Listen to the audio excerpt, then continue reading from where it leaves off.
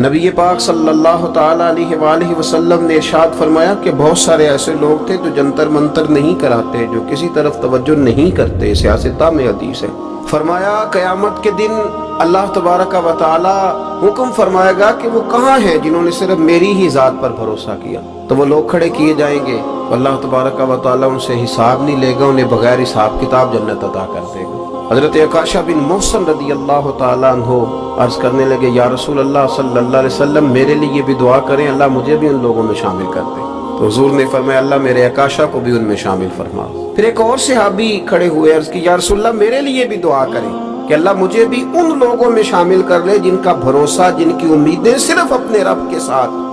صرف اپنے اللہ کے ساتھ، مجھے بھی ان کے اندر شامل ہونے کی میرے لیے بھی دعا کر دے۔ تو نبی پاک صلی اللہ علیہ وسلم نے فرمایا میں تمہارے لیے دعا کر دیتا ہوں، پر عکاشہ تم پر سبقت لے گیا ہے، عکاشہ آگے نکل گیا۔